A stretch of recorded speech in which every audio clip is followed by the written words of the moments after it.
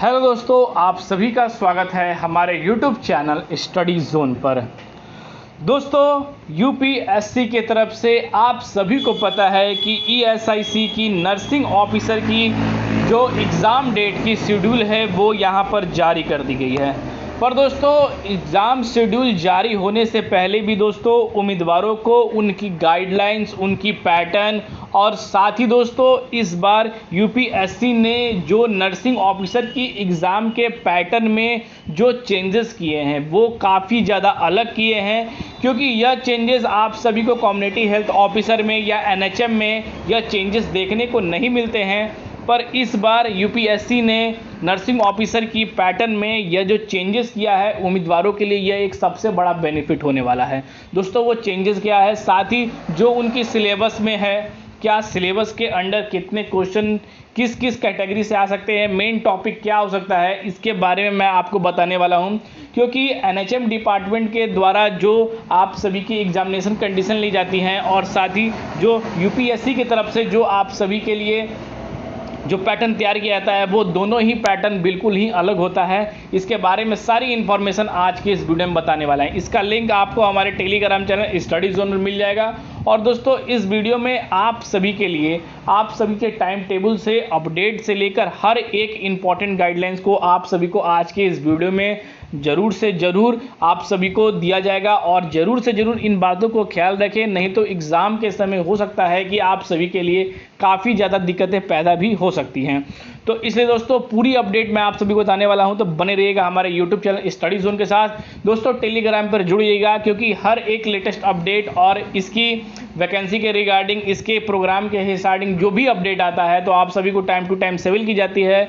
और साथ ही दोस्तों पिछले वर्ष की जो पेपर लेवल है, साथ ही दोस्तों इसके टेक्निक है, वो सारी चीज़ आप सभी को हमारे टेलीग्राम पर मिलेगी। तो चलिए दोस्तों, सबसे पहले यहाँ पर स्क्रॉल डाउन कर नीचे आइए। तो सबसे पहले आप सभी को नीचे ही आते यहाँ पर जो है इसके ऑफिशियली पेज पर आप सभी को यहाँ पर जो है देखने को मिलेगा। तो दोस्तों यहाँ पर जैसे ही दोस्तों प्रोवाइड होगा, मैं आप सभी को हर एक चीज़ की अपडेट स्टेप बाय स्टेप देने वाला हूँ। तो सबसे पहले दोस्तों यहाँ पर आ जाइए आप। जैसा कि दोस्तों यहाँ पर आप देखते हैं कि जैसे ही इस डॉट पर क्लिक करिएगा आपके सामने एक नया पेज जो है इंटरफेस जो आ जाएगा। इजीली दोस्तों यहाँ से आप सभी को अपने डॉक्यूमेंट को डाउनलोड कर लें, इस पीडीएफ को, और पीडीएफ को डाउनलोड करने के बाद इसके ऑफिशियली पेज पर आ जाएंगे। आप सभी को पीडीएफ का जो लिंक है हमारे टेलीग्राम चैनल पर मिल जाएगा। तो दोस्तों सबसे पहले आप सभी को जो टाइम टेबल की जो इंस्ट्रक्शन है कैंडिडेट के लिए, वो सारी चीज़ जो है इसके अंदर बताया गया है। तो सबसे पहले दोस्तों यहाँ पर टाइम टेबल की बात करें तो आप सभी को 7 जुलाई 2024 को संडे के दिन आप सभी का एग्ज़ाम कंडक्टिंग होगा। जो आप सभी का निर्धारित टाइम रखा गया है वो 2 से 4 के बीच में रखा गया है। यानी कि दोस्तों आप सभी की जो एग्ज़ाम होगी वो 2 से 4 बजे के बीच होगी। और जो आप सभी का सब्जेक्ट कोड है वो नर्सिंग यहाँ पर जो है ब्रैकेट 02 है। सबसे पहले दोस्तों आप सभी को यहाँ पर जो आप सभी की टाइमिंग है, यानी कि जो रिपोर्टिंग टाइमिंग है वो यहाँ पर 90 मिनट पहले, यानी कि दोस्तों आप सभी को उस जगहों पर जिस जगह पर आप सभी के सेंटर हैं उस सभी सेंटरों पर दोस्तों 90 मिनट पहले पहुंचना पड़ेगा। यानी कि दोस्तों आप सभी का पेपर 2 बजे है तो आप सभी को दोस्तों 1.5 घंटा पहले, यानी कि 12:30 बजे के बीच के अंदर रिपोर्टिंग आप सभी को कर देनी है।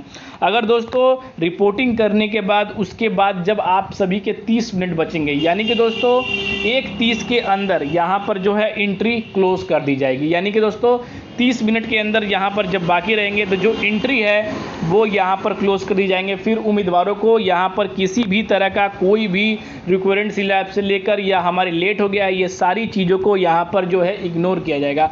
यानी कि जितने भी आप सभी के काम हैं जो भी है इन चीज़ों को वहाँ पर पोस्टपोन कर दें और 12:30 और 1:30 के बीच तक अपनी रिपोर्टिंग टाइम पहुँचे, क्योंकि 1:30 के अंदर जो द्वार है वो बंद हो जाएंगे और फिर आप नर्सिंग ऑफिसर की जो एग्ज़ाम में अटेम्प्ट नहीं कर सकते हैं। फिर आप सभी को वेट ही करना पड़ेगा, क्योंकि प्रशासन द्वारा उन्हें दोबारा खोला ही नहीं जाएगा, क्योंकि इसके अंदर सीधा गाइडलाइंस बता दिया गया है दोस्तों।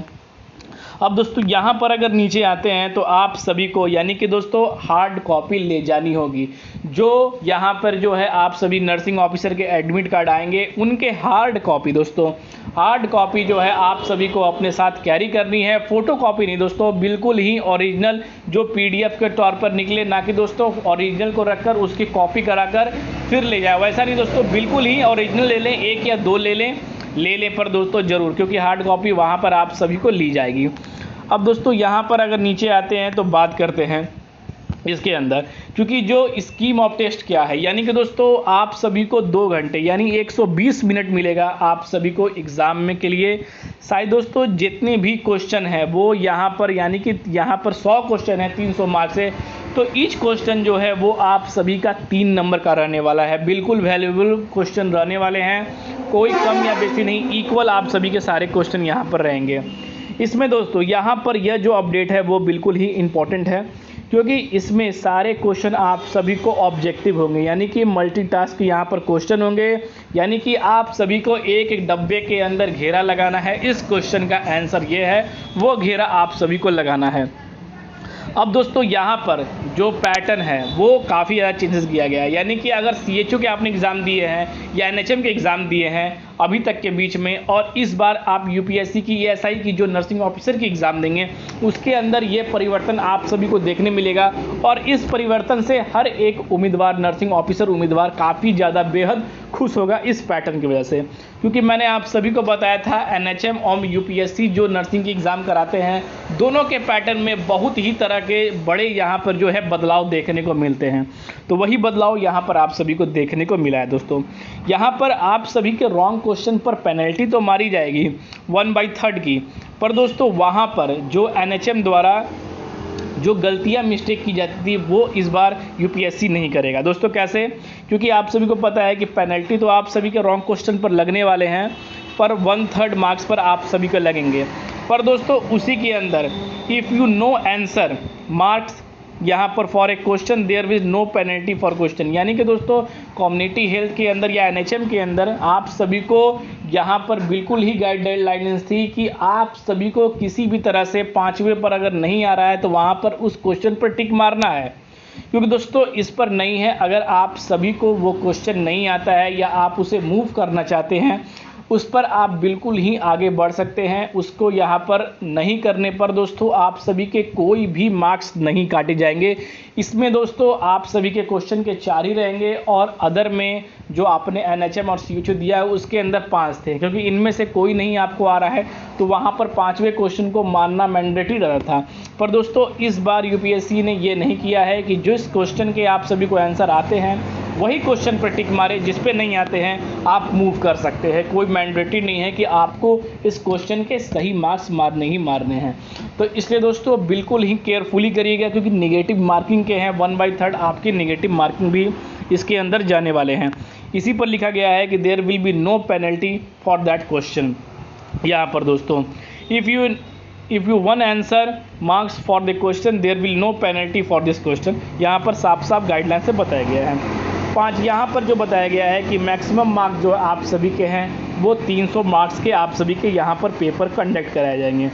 इसके अंदर सिलेबस, यानी कि दोस्तों अगर आपने यहाँ पर NHM द्वारा जो पेपर सेट की जाती हैं और UPSC द्वारा जो सेट की जाती हैं तो उसमें अधिकतर जो आप सभी के मेन टॉपिक है नर्सिंग फंडामेंटल हो गए, नर्सिंग एजुकेशन हो गए, नर्सिंग मैनेजमेंट के अंदर हो गए, यह सब नए यहाँ पर जो है नर्सिंग रिसर्च स्टैटिक्स हो गए, इसके अंदर से आप सभी को काफ़ी ज़्यादा क्वेश्चन देखने को मिलते हैं।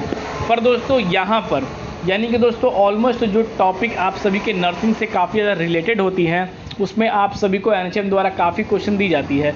पर दोस्तों यहाँ पर जो है UPSC जो करता है दोस्तों आप सभी के जितने भी टॉपिक है, यानी कि जो 16 टॉपिक है, मैंने आप सभी को जब नोटिफिकेशन आउट की गई थी तब भी मैंने इस बात का अपडेट दिया था, तो उसमें दोस्तों साफ साफ आप सभी को बताया गया था कि इसमें UPSC जो है हर एक क्वेश्चन से, हर एक टॉपिक से बिल्कुल ही इक्वल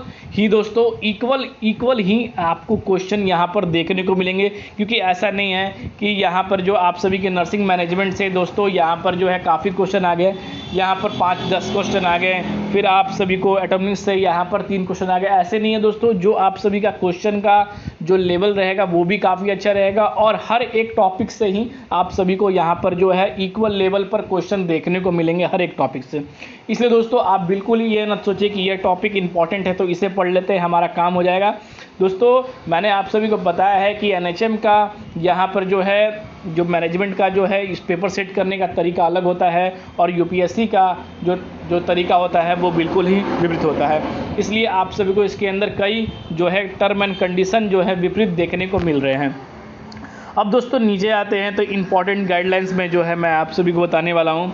यह इम्पॉर्टेंट गाइडलाइंस आप सभी के लिए काफ़ी ज़्यादा ज़रूरी भी है, क्योंकि दोस्तों इम्पॉर्टेंट गाइडलाइंस में यही बताया गया है कि कैंडिडेटों को आना है, अपीयर करना है, अपने टाइमिंग पर इन चीज़ों पर पहुँचना है।